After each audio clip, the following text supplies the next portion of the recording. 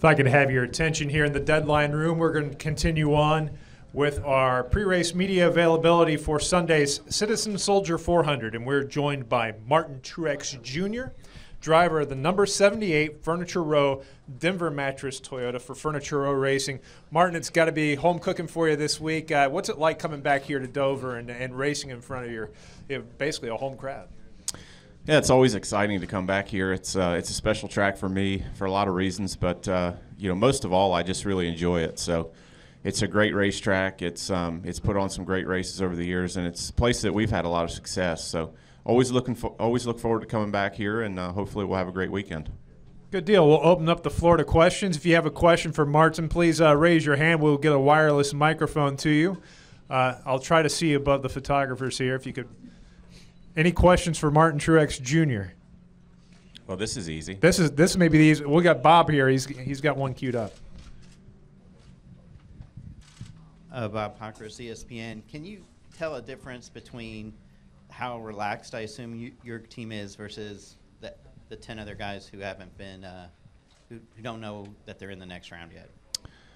Yeah, I don't know. I mean, I think that we've been pretty relaxed throughout, preparing for the chase and starting it off. Obviously, winning Chicago was a big deal for us, but, I think that we really haven't paid much attention to everybody else. We've really just focused on what we're doing and, obviously happy to be locked in that next round already. But, all in all, I think our team's had a good focus, a good outlook, a good mindset.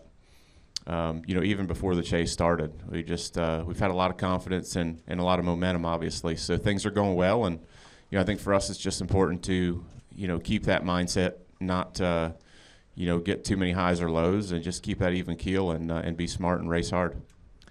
We'll go next to Brant and then up to Brian. Brant James, USA Today Sports.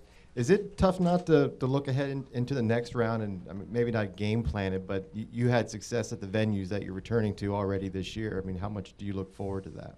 Look forward to it a lot. I think, that really is our game plan, is just to play off of that confidence we have and, know that we can go to these racetracks coming up and run strong. At the same time, it's chase time and everybody's going to step it up, so we need to do the same.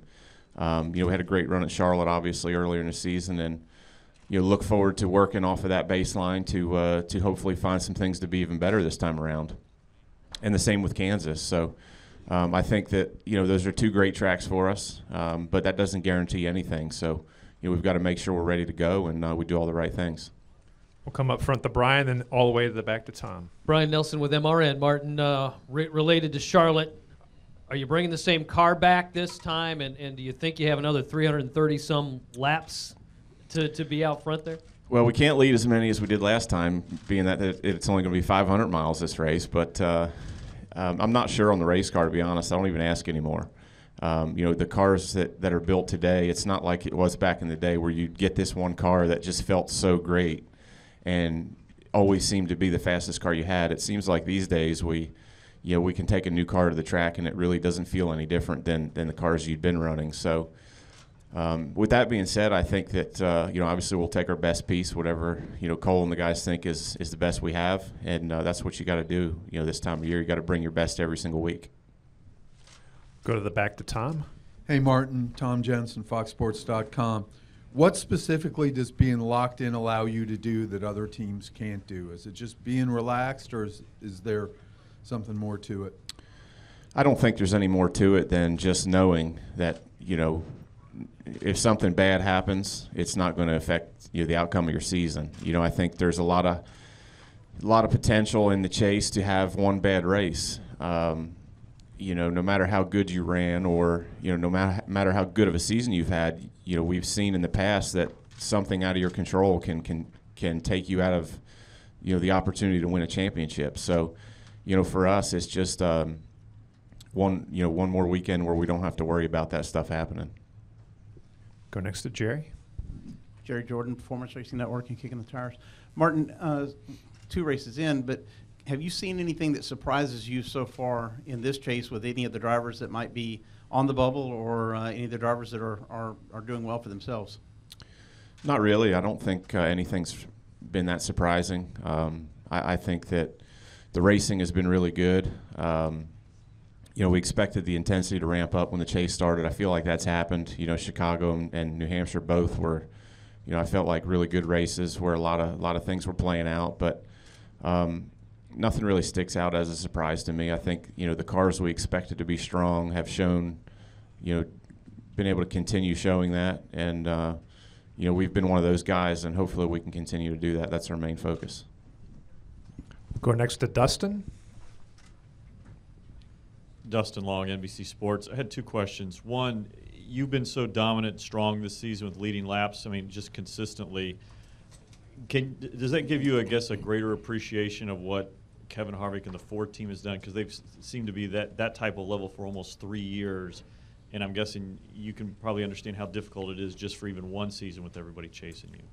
Yeah, for sure. It definitely makes you appreciate it. But I think for us, it's, especially for me personally, I've been doing this quite a long time now, and had a lot of bad seasons where you watch these guys race and lead a bunch of laps and dominate every weekend. You're like, man, that's got to be so awesome, and just to be on the other side of it, to be in that position has been so much fun. It's been so rewarding. Obviously, it's been such a big part of what we've been doing the last 2 years.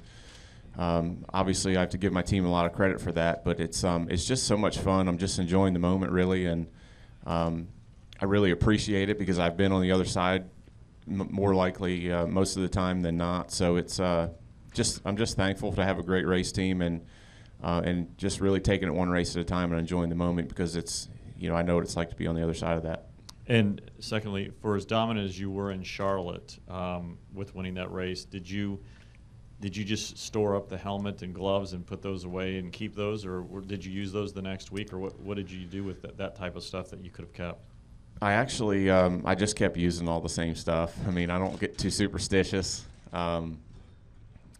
so we just kept rolling with it. But I actually do have to give that helmet away or actually it's the fire suit I have to give away because I promised somebody a while ago that next time I won, and this was years ago, that because I went a long time without winning. So a couple years ago, it was like, he wanted my fire suit for my next win, and I was like, okay, that's cool. And then I won Pocono, and he's like, well, it's been a long time, so you keep this one, I'll get the next one. So I do have to give the fire suit away from Charlotte. Any additional questions from Martin Truex Jr.? Martin, thanks for taking the time to coming in today, and good luck this weekend. Thanks, guys. Hi, everyone. Gary Camp here with Dover International Speedway. Just wanted to introduce you to some folks that we have joining us today on stage. Christian Turow and Bert Bedrosian. Bert and Christian are both serial entrepreneurs with decades of experience in many different industries.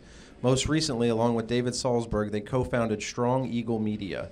They produced the critically acclaimed feature film The Hornet's Nest, as well as Citizen Soldier and the soon-to-be-released Danger Close. All films are part of their Military Hero series. Strong Eagle Media has made a commitment to document this time in our country's history, telling the amazing stories of our servicemen and women using real footage from the front lines. Also joining us is Wendy Anderson. Wendy has more than 20 years' experience in defense, foreign policy, homeland security, and intelligence.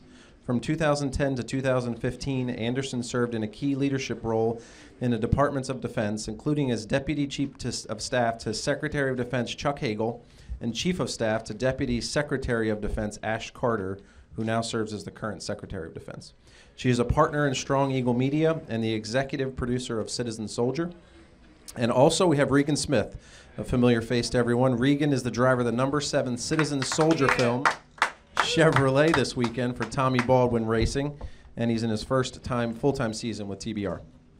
Well, before we chat with these guys a little bit about the film and why they're here in Dover today in the Media Center, we'd like to show you a trailer for Citizen Soldier.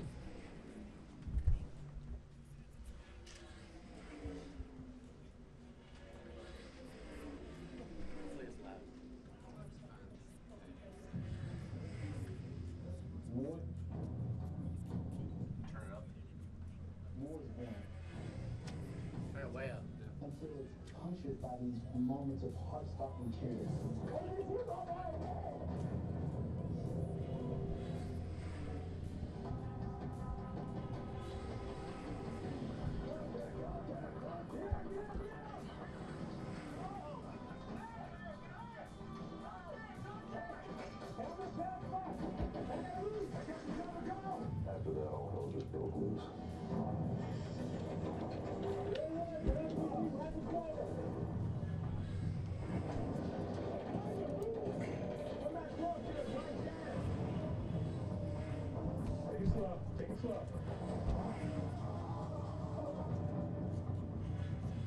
Hey, John Burton, you've got a weapon. It looks like an RPG.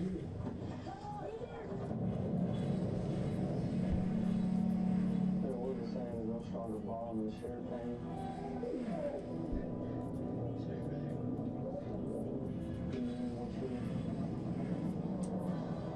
The citizen soldier's been alive since 1636. There's something noble about that term. And I just hope that you guys take that term citizen soldier with you to the day you die.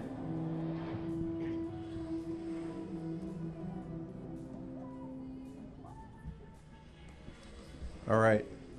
I have some copies of the film in my office here, so if anybody would like a copy of the DVD after this, just stop by and see me. So first for Bert and Christian, how did you guys, I guess, get involved with Mike Titoyen and the team here at Dover? Thank you. Good afternoon, everybody. You know, it's a small world. We had been involved in a project in Hollywood with another casino, really with a completely different event. And Mike and I met then. We became fast friends. And funny how the world works. We said, you know what? We liked each other so much. We said, you know what? We'd love to do something together one day. And here we are, probably, what, Mike, 3 to 4 years later. And destiny put us together completely unexpectedly, very serendipitously. Yeah, this is a very special event for us. And we just appreciate Mike so much and all the employees at Dover International Speedway. It's just been an incredible experience for us. Really, for me, my first NASCAR event. So I guess it's the right way to do it for the first time.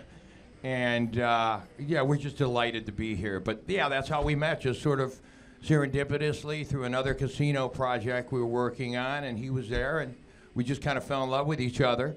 And fast forward, here we are, guys. So thanks for coming. Christian, talk a little bit about the film. How did this all come together? Did someone approach you? Just share a little bit of that. So my name's Christian Turow, and I'm the co-director of the film, along with David Salzberg right here, who's doing a Facebook Live for us that's beaming out all over the world right now. So we had directed a film, along with Bert, produced it with us, a film called The Hornet's Nest. Some of you may have heard of that. In 2014, it was critically acclaimed. It was up for an Academy Award. And the film, The Hornet's Nest, was really received well just by the entire country.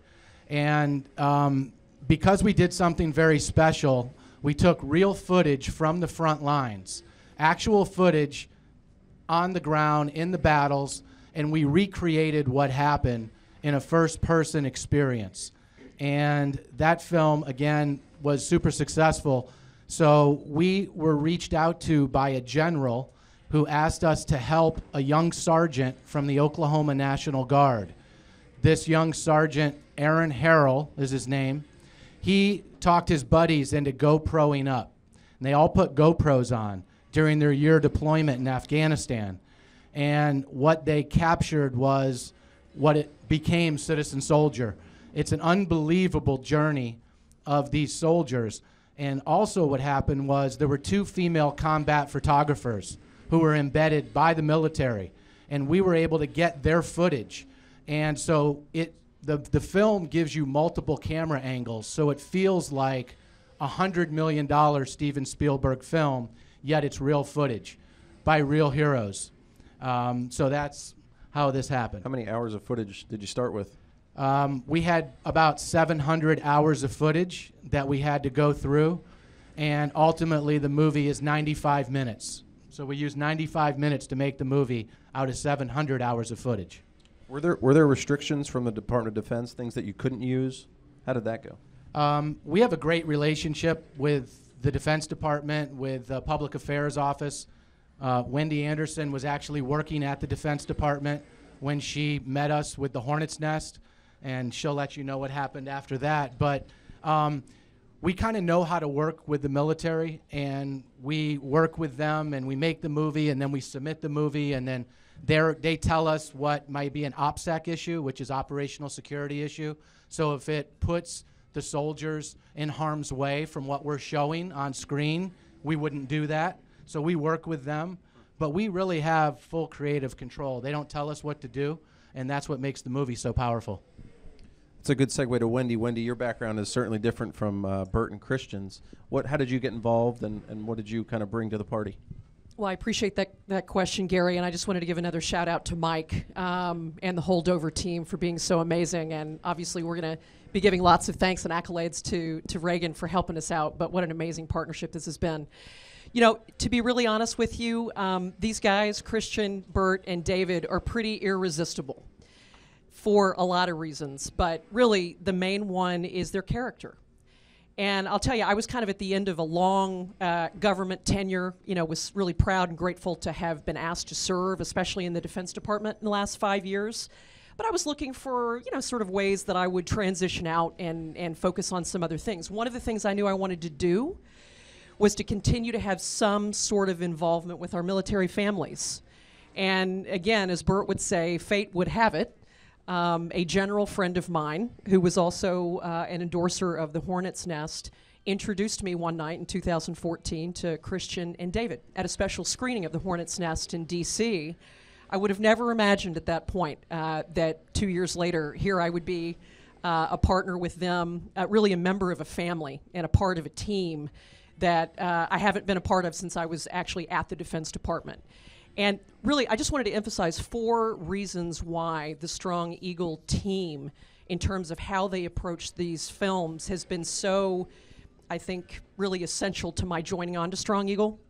Number 1, these guys have understood from the very beginning that if you have 2.8 million men and women who have been deployed to Iraq and Afghanistan in the last 15 years, you really don't have to go the route of actors. We have an amazing community of our folks who have served in these wars. So we start with them, as Christian said, with Aaron Harrell. Secondly, not political. We just don't go there. We have a philosophy of the service member should be at the center of our films. They did this with the Hornet's Nest.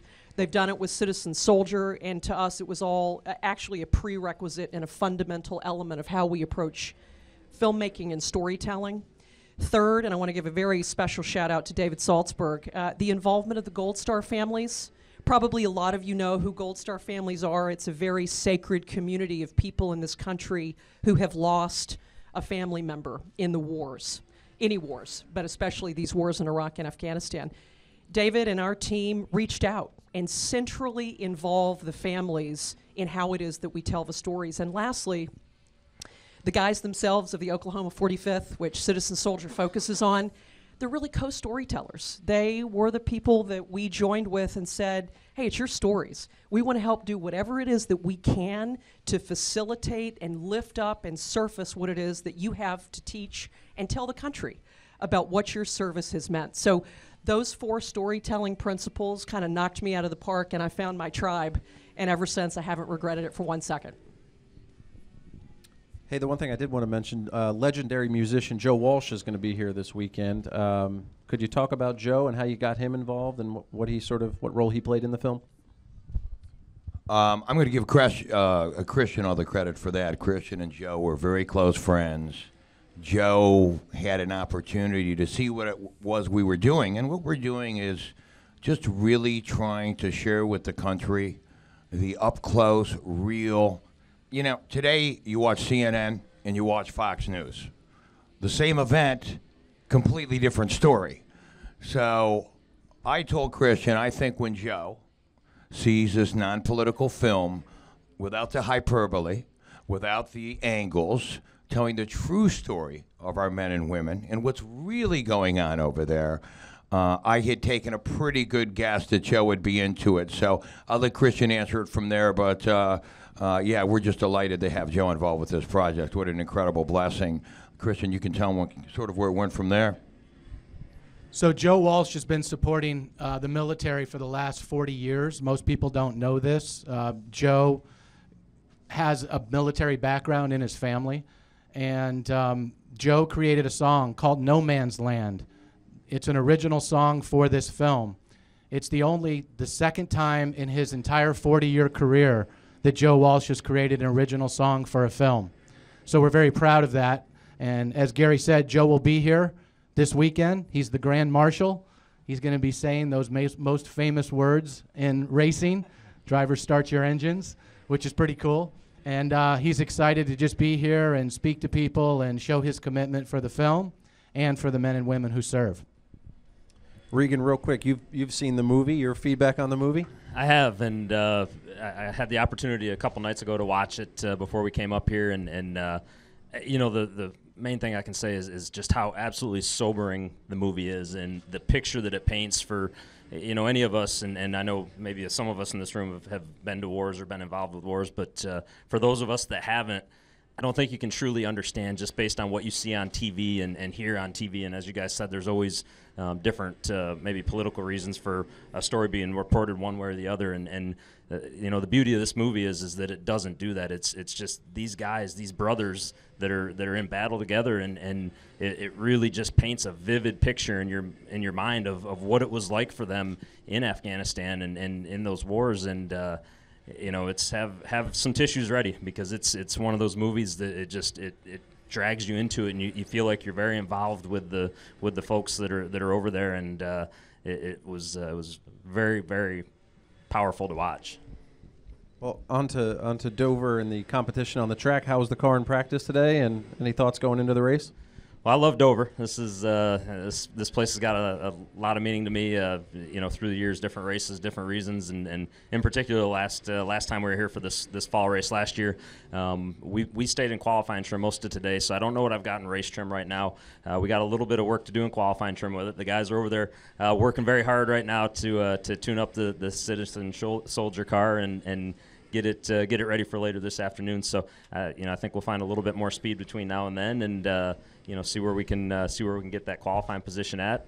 But nothing like this racetrack. It goes through some serious changes just from the first lap of practice to even the 10th, 20th lap of practice as the rubber goes down and as the track gains rubber, especially with the amount of rain that we've had here in the past couple days. So I would expect a completely different racetrack at 345 when we go out to qualify than what we even had in practice. And all the teams are going to have the challenge of having to adjust to that and you know, prepare for that. All right. Any questions from the assembled media? Start with Claire B. Lang, Sirius XM. Claire B. Lang, Sirius XM NASCAR Radio. First of all, thanks to everybody who has served, because it is a compelling story. But NASCAR is so patriotic. I wonder if being a part of NASCAR is because you noticed or knew, even though you hadn't come to NASCAR, how darn patriotic this sport is. Absolutely. The demographic that is NASCAR is the demographic that we love, especially for these films. You know, our biggest a lot of people don't know this, 88% of all Blu-rays and DVDs are actually sold through Walmart. And that demographic obviously matches our retail set, and we wanted to be involved with any company that would help us send our message. And our message is that every time you turn that light switch and that electricity flows, and every time you turn that knob and that water runs, we want everybody to know that literally, without our armed forces, that would not be happening. That sounds a little corny, but it's not hyperbole. And one of my deep commitments, and all of our commitments, is that we believe most people really do take that for granted. So, yes, we think NASCAR is an absolutely perfect fit. You know, we think probably if you took all the sports and you said, you know, where would be the most patriotic, loyal, and military-centric sports, I think without question, the answer would probably be NASCAR. So, thanks for the question. Jerry? Jerry Jordan, Performance Racing Network and Kicking the Tires. For whoever could best answer this, when you guys were putting this film together and going through all of that footage, what was the most compelling thing that you came out of that with after you got everything assembled? Thanks for the question. It's actually the movie that ended up on the screen. There's a lot of compelling stuff that you see in 500-700 hours of footage. There's also a lot of stuff that you don't want to show out of respect for the families. In our film, we highlight and you get to know soldiers who don't come home. And their families see that day on the screen. So we have to approach it with the ultimate integrity. And as Wendy said, we engage those families. We go to those Gold Star widows and those Gold Star mother and fathers, and we realize that their children today that are 3 years old someday will see this film, and we want them to know their daddy was a hero. And that's our ultimate goal with these films. So we would never show any footage that degrades or shows their daddy or their mommy in a way that we wouldn't want them to be seen. There is so much, as Wendy said, so much footage because these are the best of what our country has to offer. This is why America is the greatest country in the world, because of these men and women who selflessly go out there and protect our freedoms to allow us to do what we're all doing today. So when you see the film, I think you'll see that those final 95 minutes honor our men and women. And as Regan said, it puts you there. You're actually running down that hill with those soldiers to save their buddies. And you feel like you're one of those soldiers. It's an extremely powerful experience. Thank you for the question. Any other questions from the media center? All right. Well, thank you guys very much. These guys will be around all race weekend long if anybody wants to grab them. And then just a reminder that Joe Walsh will be popping into the media center on Sunday at 12:30. Thanks, everyone. Thank you all. Appreciate it. Thank you, press.